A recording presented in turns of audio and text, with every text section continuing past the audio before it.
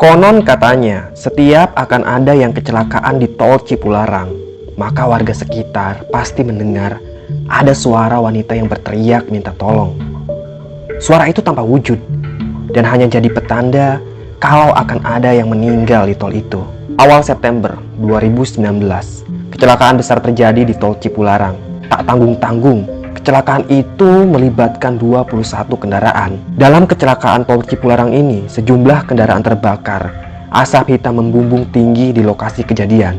Badan truk terguling, bagian depan truk terlihat ringsek dengan kaca yang sudah pecah. Dan dalam kecelakaan itu, ada 9 orang meninggal dunia, juga 8 orang luka-luka. Di tahun yang sama, 2 orang meninggal dunia dan 3 orang luka serius karena kecelakaan di tol Cipularang. Tepatnya di kilometer 96. Saat itu, mobil hilang kendali lalu oleng begitu saja, kemudian menabrak truk. Kecelakaan ini disebabkan karena sopirnya mengantuk. Lalu di tahun berikutnya, yakni tahun 2020, kecelakaan kembali terjadi dan menewaskan 3 orang sekaligus. Aneh sekali, kenapa bisa demikian? Kenapa tol Cipularang ini sangat angker? Sehingga begitu banyak orang yang mengalami kecelakaan di tol Cipularang. Untuk menjawab pertanyaan ini, mari kita kembali ke asal-muasal pembangunan tol Cipularang. Setiap mendengar kata tol Cipularang, yang terlintas di pikiran kita pasti hal mistisnya kan? Sebab peristiwa kecelakaan yang beberapa kali terjadi di ruas tol Cipularang pasti dikaitkan dengan dunia yang tak kasat mata.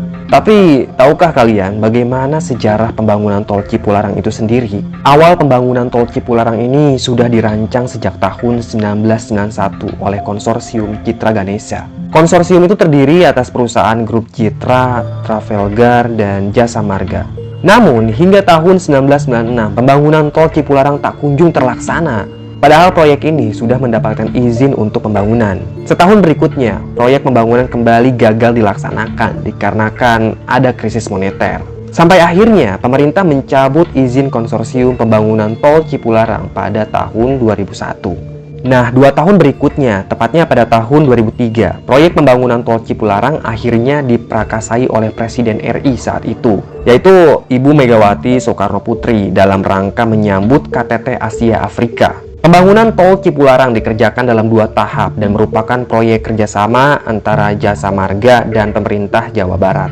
Tahap pertama pembangunan tol Cipularang menelan dana sebesar 745 miliar dan pada tahap kedua menghabiskan dana 3,9 triliun. Proyek Cipularang 1 sepanjang 17 km dibangun pada tahun 2002 dan selesai pada Januari 2004, serta Cipularang 2 sepanjang 41 km. Akhirnya, tol Cipularang selesai dibangun pada tahun 2005, lalu diresmikan pada tahun yang sama oleh Presiden Susilo Bambang Yudhoyono bersama dengan peresmian Jalan Layang Pasupati. Dan mengenai seringnya terjadi kecelakaan terutama di kilometer 90-100, ada penjelasan ilmiah dari Kementerian Perhubungan saat itu. Menurut Kemenhub, aspek geometrik di tol Cipularang menjadi penyebab terjadinya banyak kecelakaan di tol tersebut. Namun, ada sisi lain yang menjadikan tol Cipularang ini sangat angker. Banyak orang menduga kalau keangkeran tol Cipularang itu ada kaitannya dengan Gunung Hejo yang menjadi petilasan Prabu Siliwangi. Namun demikian, menurut juru kunci Gunung Hejo, kecelakaan yang terjadi di tol Cipularang itu tidak ada kaitannya dengan petilasan Eyang Prabu Siliwangi, melainkan ada janji kontraktor yang belum ditepati. Janji tersebut adalah membuat akses jalan ke petilasan. Namun hingga saat ini janji itu belum juga ditepati, hingga muncullah kejadian mistis yang sering kali menimbulkan kecelakaan di ruas jalan tol Cipularang. Mbah sudah merangkum beberapa hal mistis yang sering terjadi di tol Cipularang. Yang pertama, adanya mobil misterius. Beberapa orang percaya bahwa ada sebuah mobil misterius yang kerap kali menjadi teror para pengendara yang melintas di tol Cipularang. Ada seorang pria yang menuturkan bahwa dia harus kembali ke Jakarta melewati Cipularang saat malam hari dan dia mengambil jalur kanan.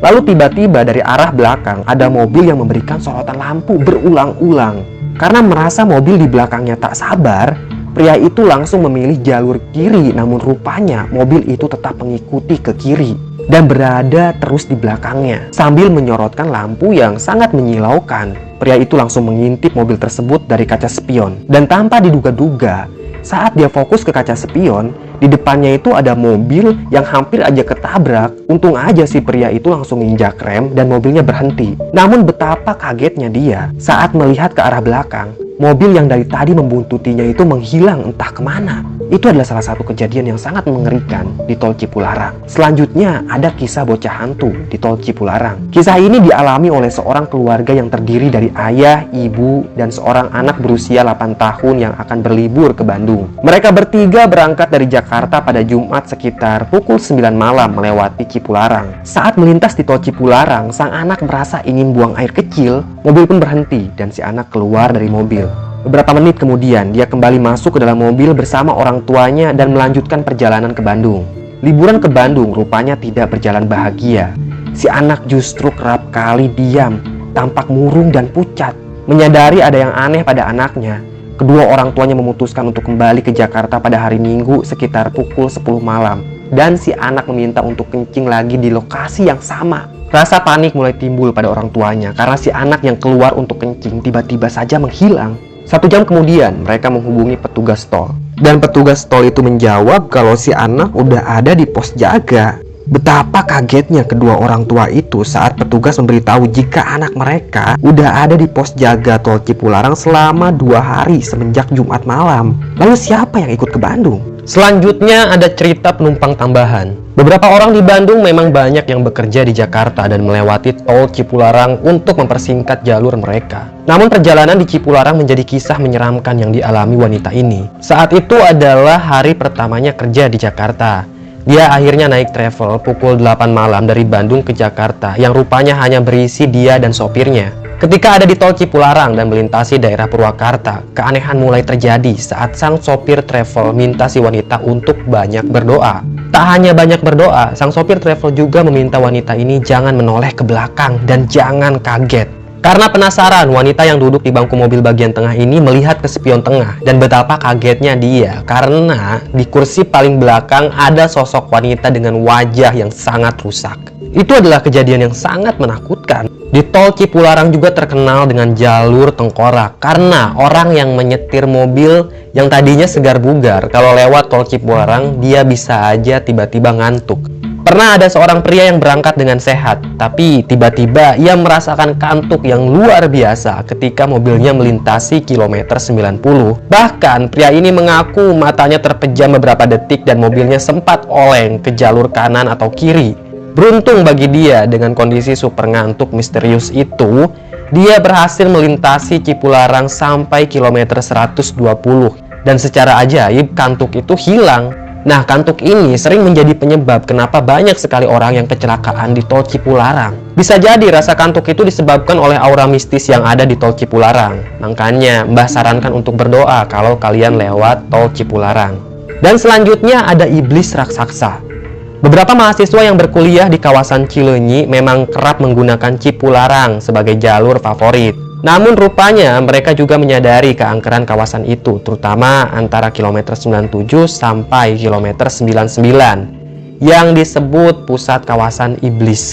Karena antara kilometer itu melintasi Gunung Hejo yang konon sangat angker. Kisah tentang Gunung Hejo yang angker ini memang sudah tersebar di masyarakat. Bahkan kabarnya investor pembangunan Cipularang terpaksa mengambil jalur memutar untuk pembangunan tol karena Gunung Hejo tidak bisa ditembus. Dan kisahnya ada seorang pria yang melintasi kilometer 97 sampai kilometer 99 pada pukul 2 pagi bersama supirnya. Dan saat melewati kawasan Gunung Hejo, dia melihat ada sepasang kaki berbulu yang dalam bahasa Sunda disebut uncang-uncang dengan ukuran luar biasa besar. Satu kaki saja besarnya lebih dari 2 bus berkapasitas 60 orang. Kaki raksasa itu melintas sejauh 3 langkah dan langsung hilang begitu saja. Kalau pendapat Mbah sih itu memang salah satu jin ya yang menghuni tol Cipularang karena memang tol Cipularang ini terkenal sangat angker. Selanjutnya ada kisah kepala melayang. Sebuah kisah mengerikan datang dari sekelompok muda-mudi yang sedang berlibur ke Bandung. Saking asyiknya berlibur, mereka akhirnya baru pulang kembali ke Jakarta pukul 11 malam melalui tol Cipularang. Dalam mobil yang mereka kendarai hanya ada 2 orang yang masih terjaga, yakni sang sopir dan seorang yang duduk di bangku depan. 2 orang itu merasakan hal yang sama, yakni perasaan yang tidak enak ketika melintasi Cipularang. Dan benar saja, firasat itu menjadi kejadian mengerikan ketika mereka melihat ada sosok kepala melayang dengan rambut panjang tanpa badan di pinggir jalan tol. Hal itu tentu saja sangat mengerikan bagi seseorang yang melintasi tol Cipularang tengah malam seperti itu. Dan yang terakhir ada fakta soal jalur tengkorak, yaitu kilometer 97 di tol Cipularang. Kisah ini datang dari 3 orang yang hendak menuju ke Bandung dan mereka melintasi tol Cipularang pada pukul 2 pagi. Sampai di kilometer 95, hujan langsung turun dengan sangat deras, disusul dengan badai yang kencang.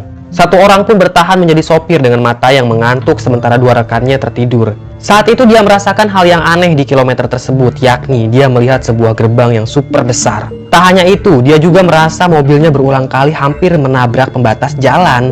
Bukan itu saja, dia juga sempat melihat ada 2 orang wanita yang seperti nenek-nenek menyeberang di tengah jalan dengan 2 kaki tidak menapak ke tanah. Untung saja dia masih bisa mengendalikan diri dan akhirnya selamat sampai tujuan. Demikianlah beberapa kisah seram yang ada di tol Cipularang dan alasan kenapa tol Cipularang itu menjadi sangat angker. Jadi kesimpulannya, memang ada janji yang belum ditepati saat pembangunan tol Cipularang. Nah, bisa jadi hal itulah yang menyebabkan tol Cipularang menjadi sangat angker. Tulis pendapat kalian tentang tol Cipularang di kolom komentar. Tetap sehat dan salam merinding.